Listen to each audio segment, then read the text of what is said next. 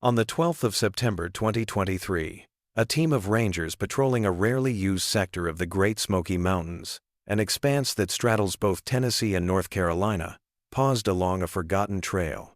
The weather pressed heavily against them, low clouds dragging across ridges, damp air clinging to skin, silence broken only by dripping leaves. Decades earlier, this corridor had held a primitive campsite. Now, only skeletal wooden cabins lingered, slumped beneath vines and moss, like artifacts the forest had decided to keep. James Carter, 41, an experienced ranger, spotted one cabin half swallowed by undergrowth. Its door was barricaded with rotting planks and rusted iron. Following protocol, Carter radioed his team. Once additional rangers arrived, they documented the exterior, donned gloves, and on camera pried the weakened frame open and secured the scene. The breath of the cabin was wet and fungal. Their flashlights swept the interior. Warped boards collapsed in piles, plaster crumbled into dust. And in the far corner, caught in the jitter of light, lay a shape that stopped the room, a human skeleton, curled tightly as though retreating from something that had never left. Near it, a shredded backpack sagged into itself. Among the scattered belongings lay a warped plastic card, its letters almost gone. The team logged it as evidence, but certainty would come later, through dental comparison and DNA analysis confirming that these remains belonged to a tourist who had walked into the Smokies 15 years earlier and never returned. What had been rumor, theory, and unanswered prayer became a fact as cold and haunting as the mountains themselves. And it was not an ending, but the beginning of a story, how a young woman's search for beauty in the wild turned into a fight for survival, written in fragments the forest had kept hidden until that day. Her name was Emily Sanders, 29 years old, from Asheville, North Carolina. She was a freelance photographer with a gift for capturing the places most people walked past without seeing. The color that hangs between trees after rain, the thin braid of fog that clings to a river at dawn. The way a ruined building seems to watch you back. She worked lightly and traveled lean. Friends called her adventurous and kind, the sort who remembered birthdays and carried extra water for strangers. She spoke about forests as if they were libraries, their leaves whispering secrets only patience could translate. In the summer of 2008, Emily set her heart on the Great Smoky Mountains National Park for a week of hiking and backcountry camping. She wanted photographs that felt lived in, not broad postcards from scenic overlooks, but close, human things nailed by forgotten hands, a porch beam furred in moss, the last hinge clinging to a door that no longer knew a house.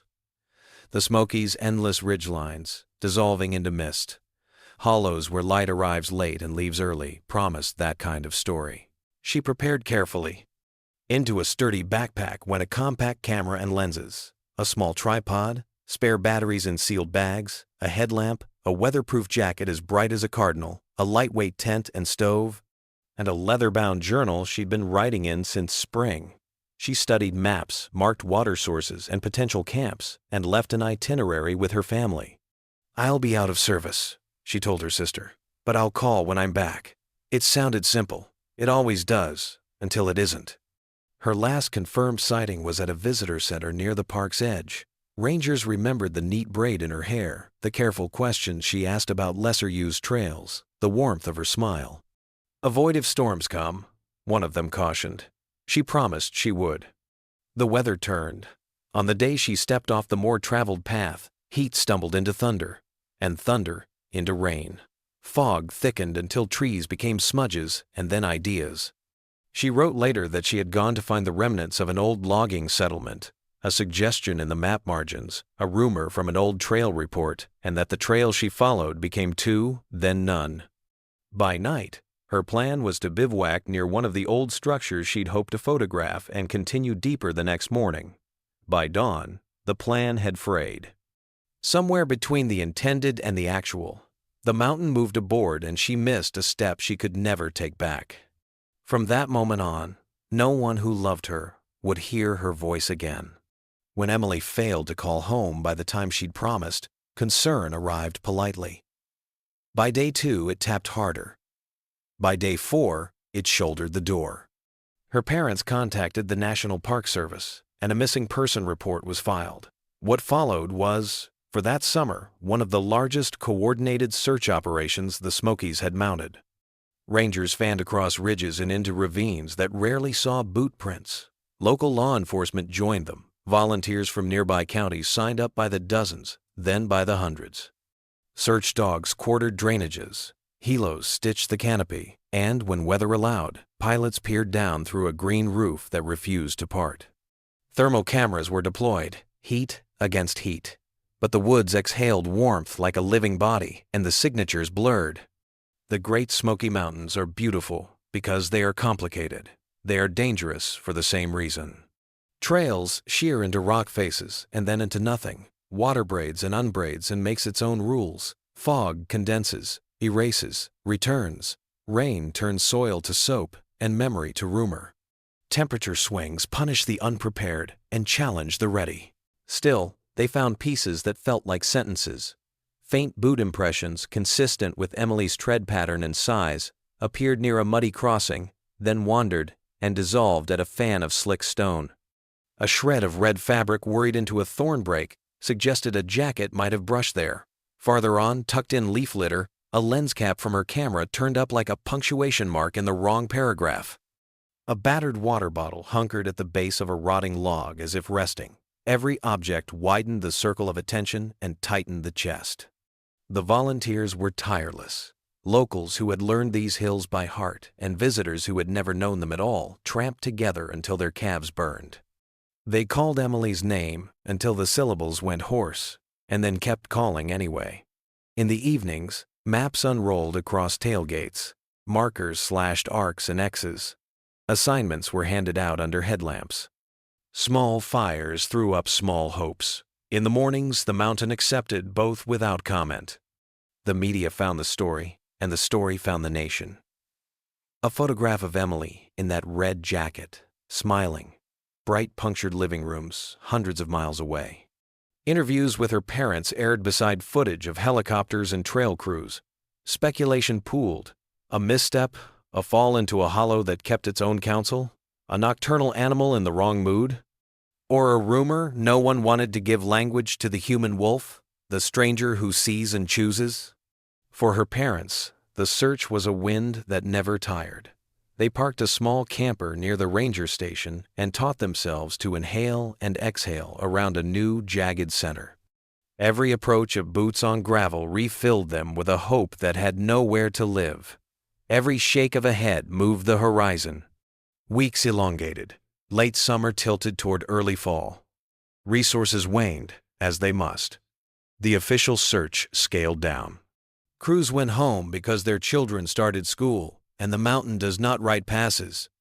The forest, with the patience that makes forests forests, began to close its fingers over the places that had been pried apart.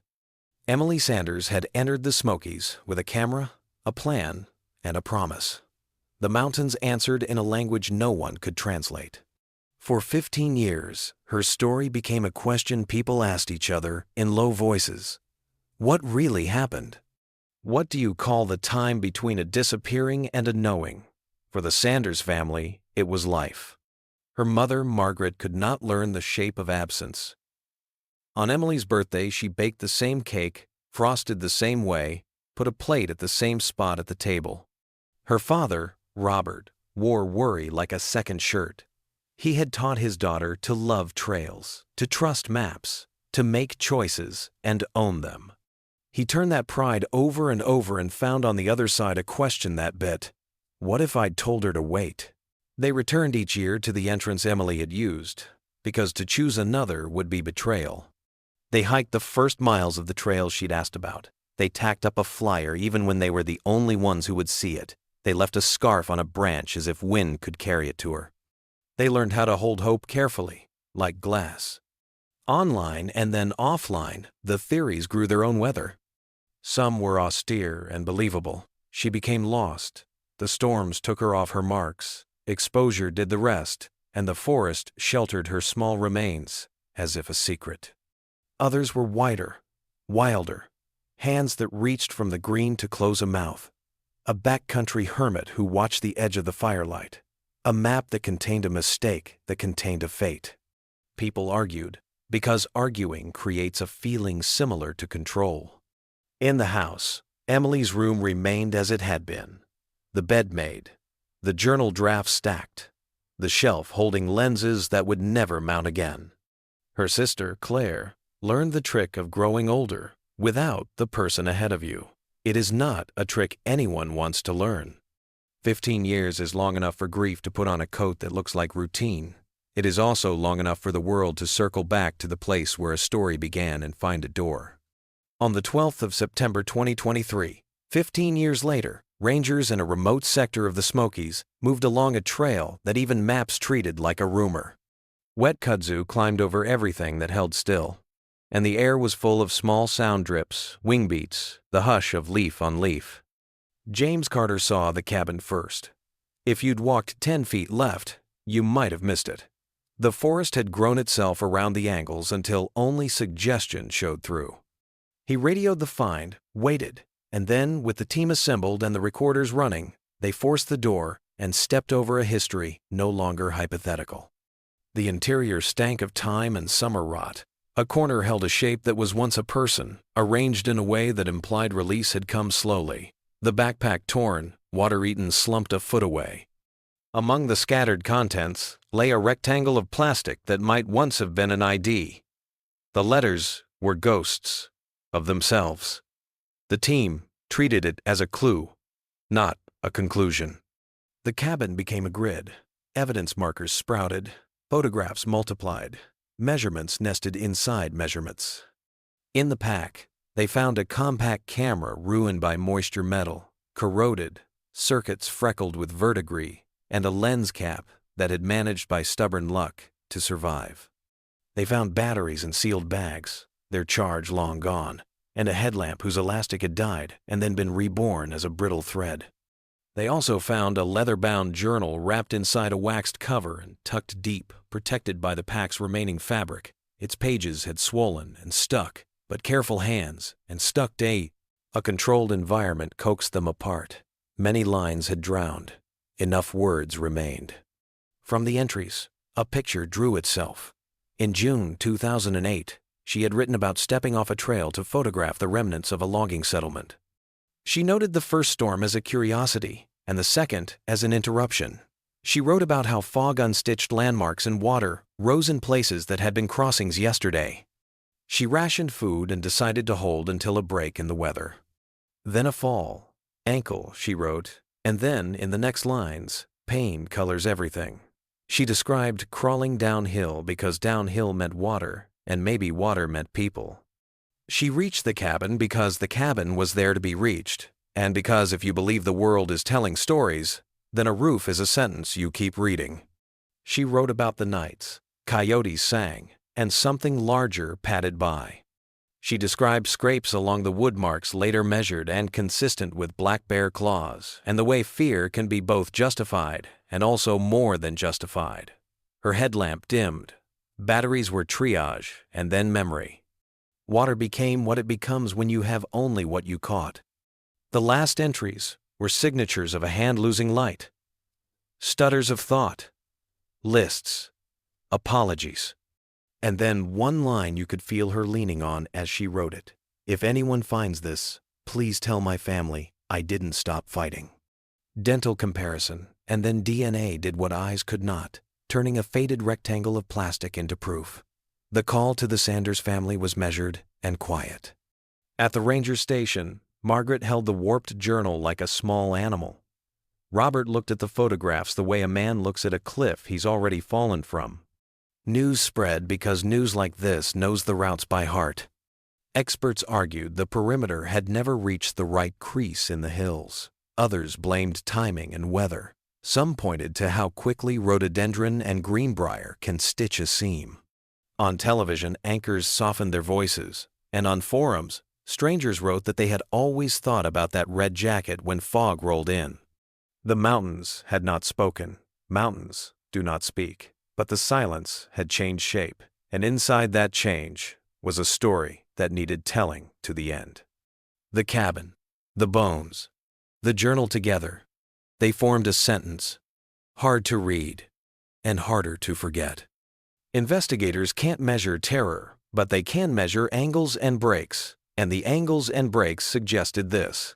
Emily's ankle was fractured on rough terrain outside the Provost cabin. The injury alone didn't kill her. What killed was time, weather, isolation, and the way pain turns distance into country. Her notes had always struck a balance between hope and the accounting of dwindling things. But in the last pages, another presence entered sound more than sight. Night pressure. Footfalls that circled the cabin's small rectangle, a thrum against the wall. It is possible to be both hunted by imagination and also hearing something real.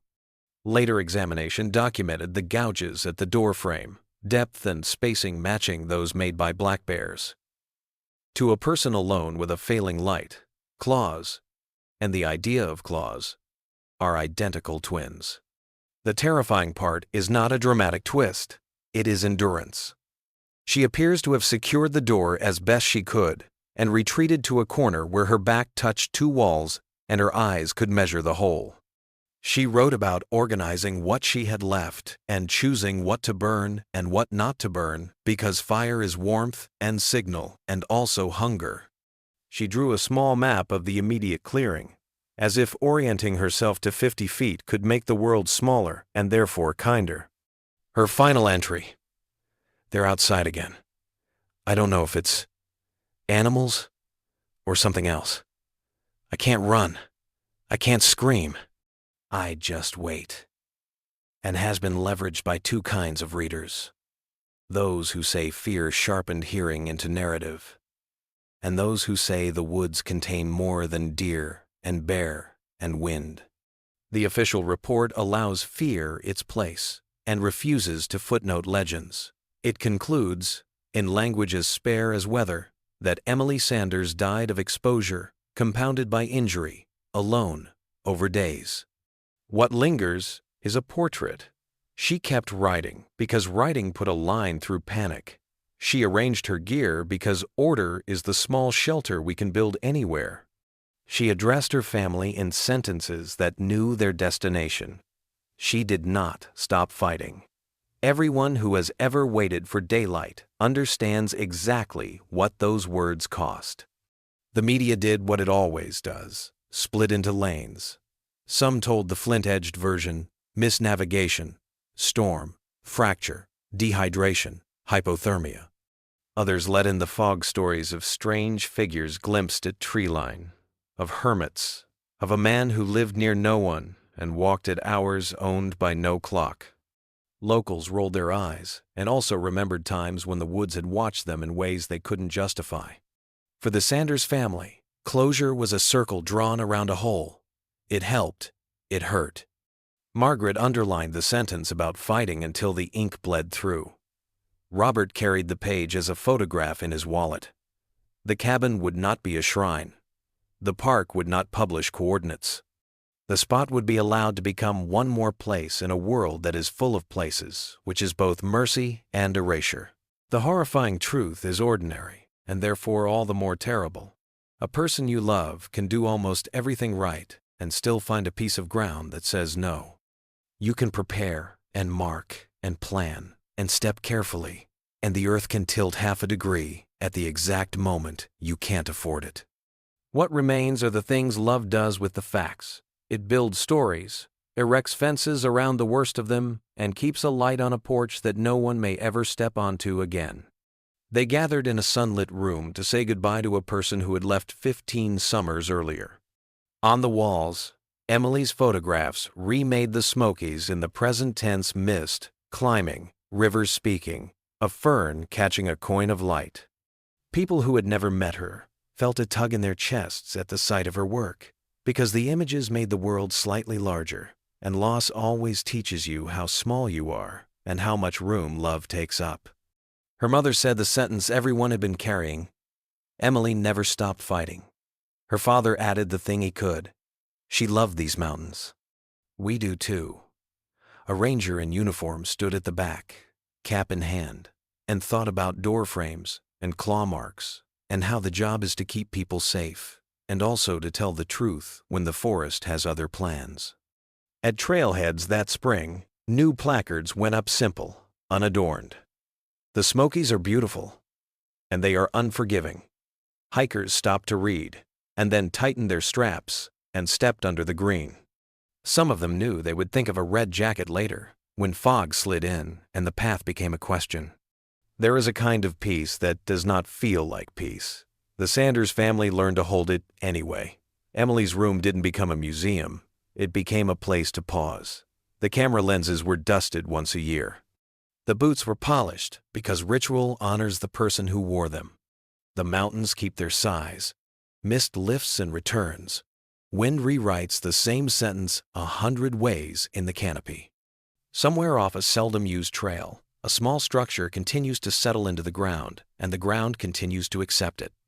The story remains, not to scare, but to teach. Preparation matters. Respect matters. The line between awe and danger is thin and moves with the weather.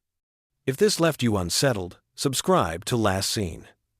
Here, the world's most haunting disappearances and mysteries resurface, and the truth is rarely what you expect.